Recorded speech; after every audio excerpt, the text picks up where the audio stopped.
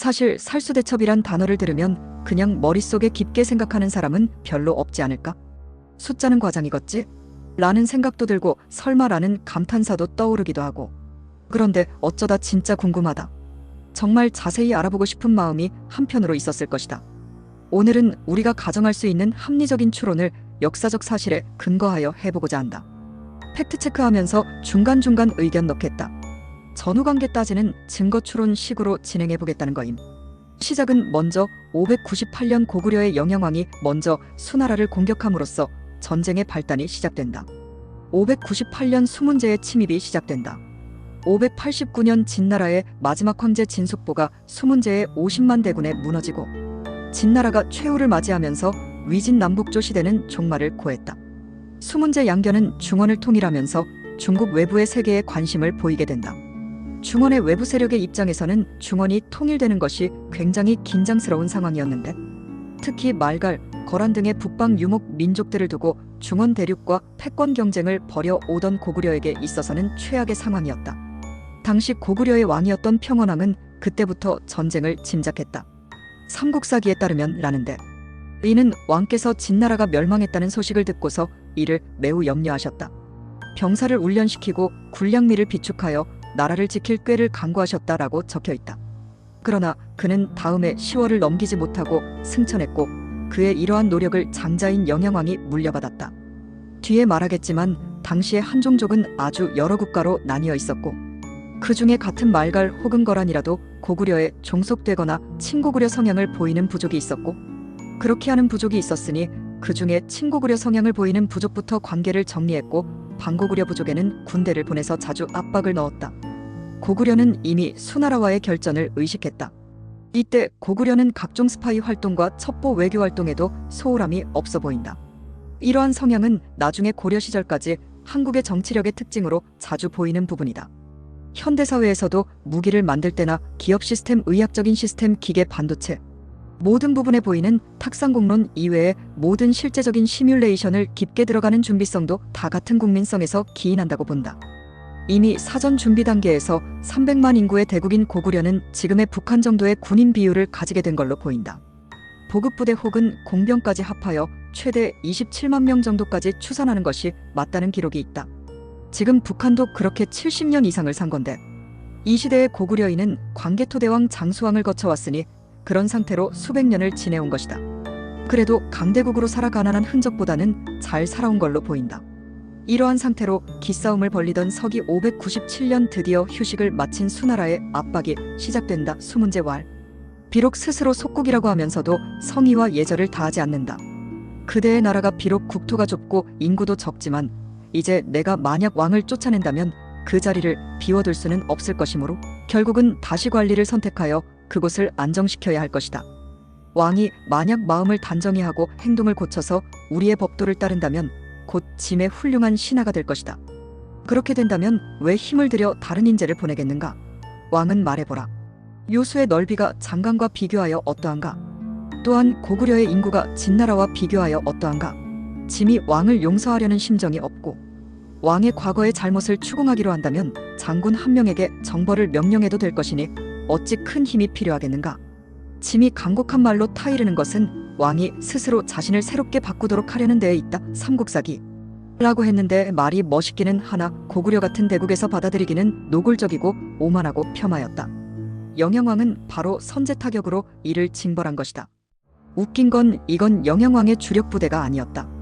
지금 해석하면 이것마저도 전투민족인 대한민국의 유전적 전략을 보여주는 대목인데, 말갈의 기병1만을 이끌고 요하부터 내리달려 무려라를 비롯해서 요서에 위치한 여러 군데의 나를 거쳐서 영주를 향해 내리내달렸다. 이에 영주 총관 위충이 반격하여 고구려를 퇴각시켰으나 사방은 그들이 개무시하는 말갈의 침략의 흔적을 남기는 수치를 준 것. 만약에 왕이 국내에서 병력을 데려갔다면 불가능했을 거라는 해석이 가능하다. 이 사실이 수나라의 수도 대흥에 전해지고 불세출의 영웅 수문제는 거의 뚜껑 완전히 열리게 된다. 긴 시간 고구려와의 전투만 준비해온 터고 절정인 순간에 일어난 일이라 바로 즉각대응. 한왕 양과 왕세적 등을 모두 원수로 임명하여 수륙군 30만을 거느리고 고구려를 치게 하였다.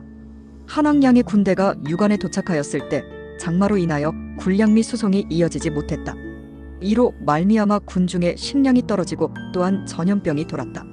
준하후의 수군은 동래에서 바다를 건너 평양성으로 오다가 풍파를 만나서 그의 선박이 거의 모두 유실되거나 침몰되었다고 삼국사기에 묘사한다.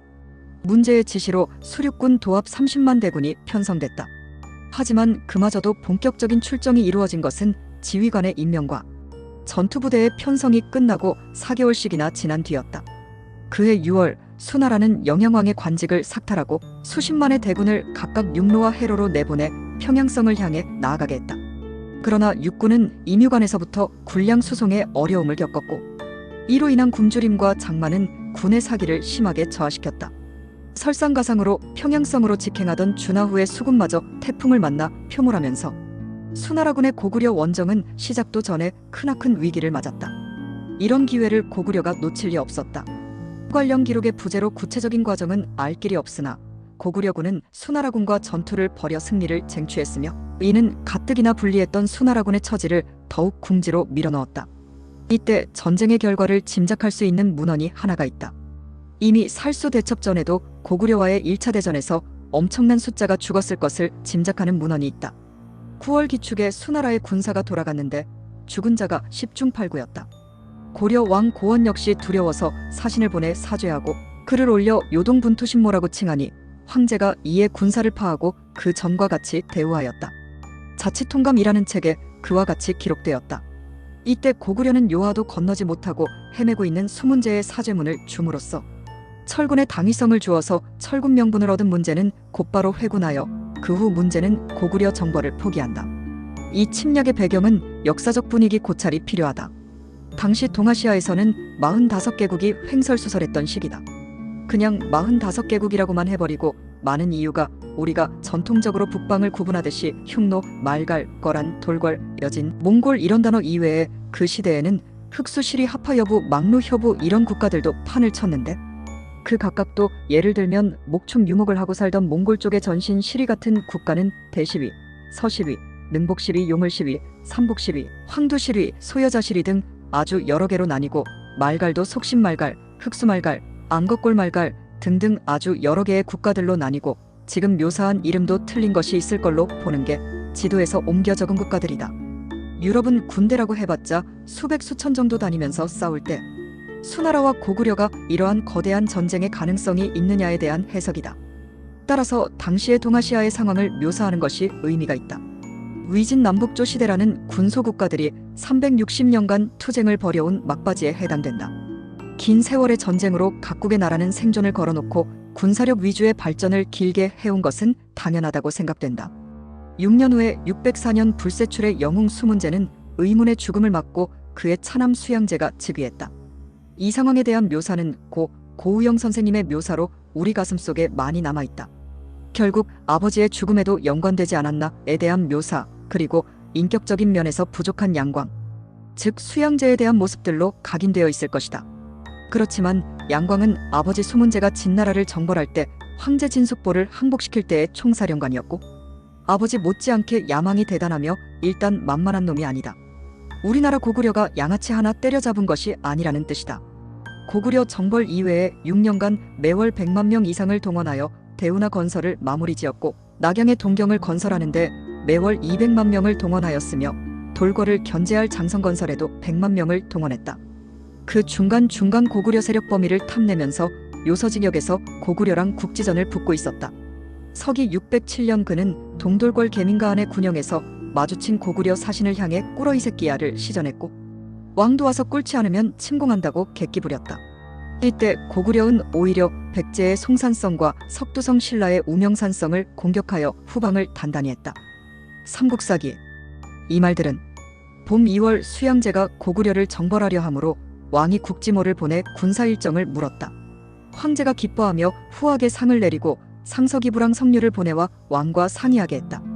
라고 삼국사기에 나왔다는데 이게 뭔 말이냐면 백제 무왕이 수양제가 611년 고구려 정벌을 선언하자마자 수나라에 사신을 파견하여 군사 일정을 묻고 협공 내지는 길잡이라도 하겠다고 처질른 것. 수나라의 수양제는 이 말을 믿을 수밖에 없는 것이 598년 이후 선친의 정벌이 실패한 이후 지금까지 줄기차게 고구려 정벌을 요청해왔기 때문에 진정성이 있다고 판단했고 상도 주고 다 했다. 그런데 백제는 실제로는 양단책으로 전향해 고구려와는 사이가 개선되어 버렸다. 그러한 상태로 드디어 612년 수나라로서는 고통의 서막이 오른다.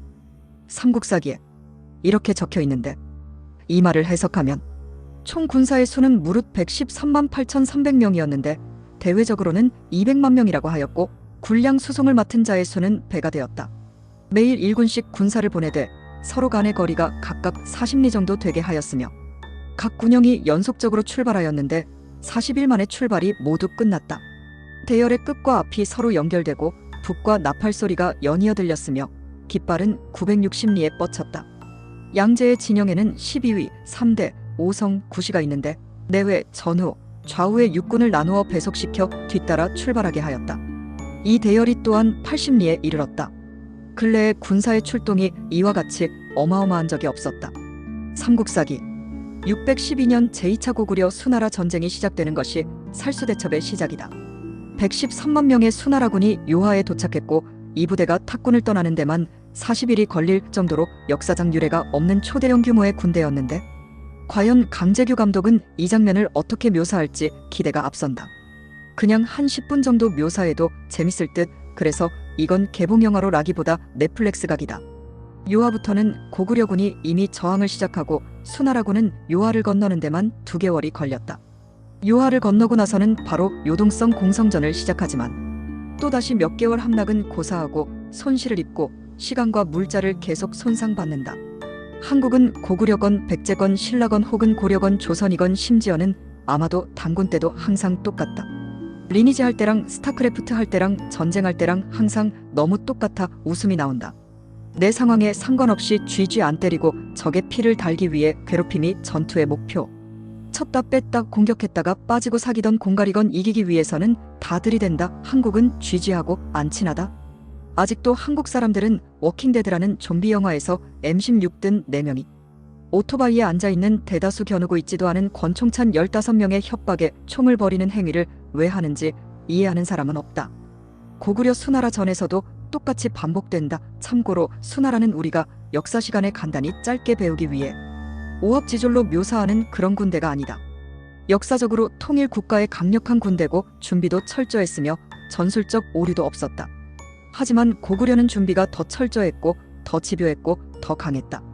살수대첩 때 수나라의 명장들 숫자만 해도 우중문, 우문술, 조유제, 위문승, 장근, 형원왕, 설세웅, 왕인공, 신세웅 등 위세가 당당했고 다 만만한 놈들은 아니었다.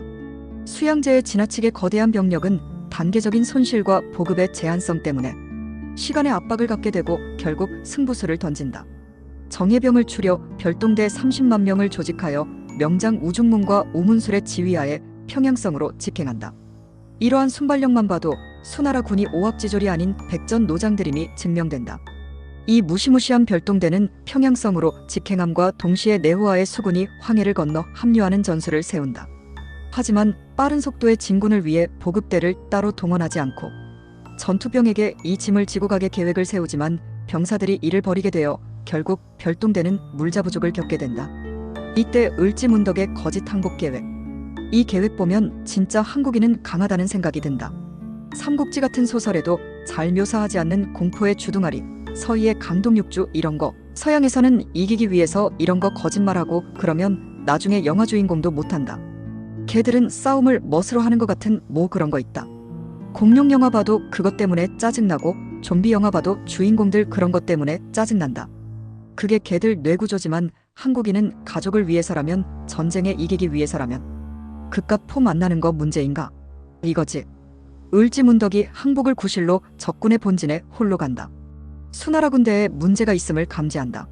수양제는 이런 일이 있기 전에 우중문과 우문술에게 을지문덕을 만나면 반드시 잡아야 한다고 명령하였으나 유사룡이란 자가 사신을 함부로 해치면 안 된다며 을지문덕을 보내주자고 주장한다. 그의 사령관인 우중문이 을지문덕을 보내주었다가 마음을 바꾸어 잡으려 하였으나 이미 늦은 뒤였다. 그 후 우문술은 퇴각을 건의했지만 우중문이 사령관이었고 우문술의 의견은 받아들여지지 않았다.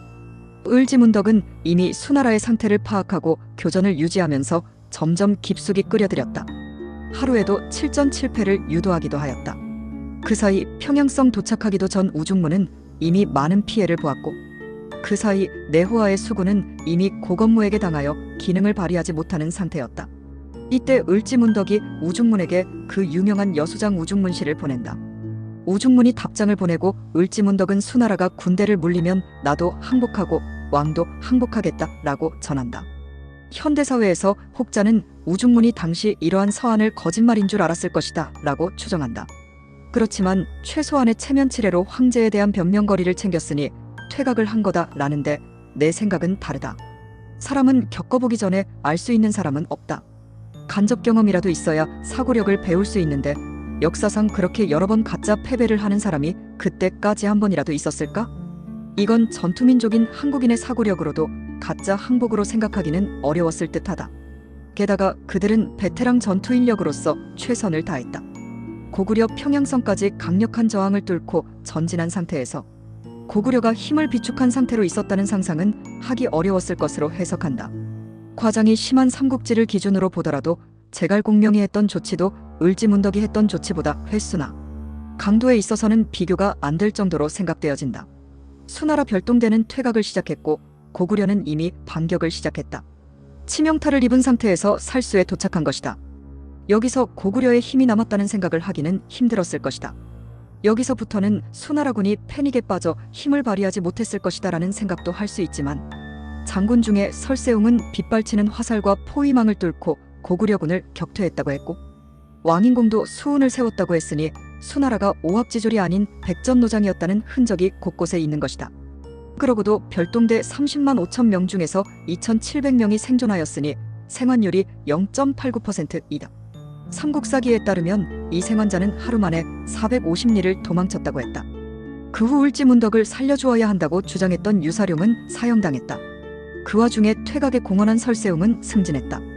특히 113만 3,800명이라는 역사상 초유의 대군 앞에 고구려가 요하 일대에 주력을 집중시킬 수밖에 없었던 상황 속에서 정예병 30만 5천 명으로 수도 평양성을 번개처럼 집공하고 상대적으로 거리가 가까운 수군이 이들을 지원한다는 것은 압도적인 병력수의 이점을 활용한 꽤 훌륭한 구상이었다. 그 증거가 정치력 외에 전쟁은 수문제보다도 나았다는 당태종, 이세민의 작전도 거의 비슷했다는 것을 보면 알 수 있다. 다만 당태종은 그 모든 계획을 자신이 왔다 갔다 하면서 직접 수행하려 했다는 차이만 있을 뿐. 그리고 여러분이 궁금해하는 것, 실제 삼국사기, 수서, 당서 어느 기록에도 살수대첩이 수공이라는 기록은 없다. 1931년 조선일보에 연재되고 해방 이후 책으로 출간된 신채호의 조선상고사에서 살수대첩이 수공이라는 그냥 주장이 등장했을 뿐, 과학적이나 기록적인 근거가 없는 주장이다.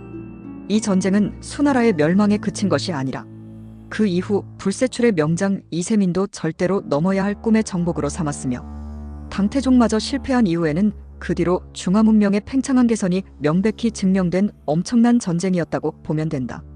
이후에 중국의 모든 국가는 지금까지도 기록과 학자들에 의해 한국을 무시하지 않는 근거가 되었다. 그들이 6.25 때 토사구팽시켰던 조선족 부대가 거의 몰살당하고 난 이후에도 한국과의 전쟁에 그만큼 몰두하고 최선을 다했던 것은 김일성을 돕기 위한 것만이 아닌 진짜 한 번이라도 벽을 깨고 싶은 역사적인 바람이 포함되어 있다. 이번에 나오게 되는 영화에도 명감독인 만큼 기대가 크다. 섣불리 수공으로 묘사하여 고구려군의 승리를 과학적이나 감성적으로 실감을 반감시키거나 오랫동안 준비해온 전쟁과 전략의 집중도를 약화시키지 않은 제대로 된 국뽕영화 하나 나왔으면 하는 바람으로 살수대첩을 서둘러 완성해본다.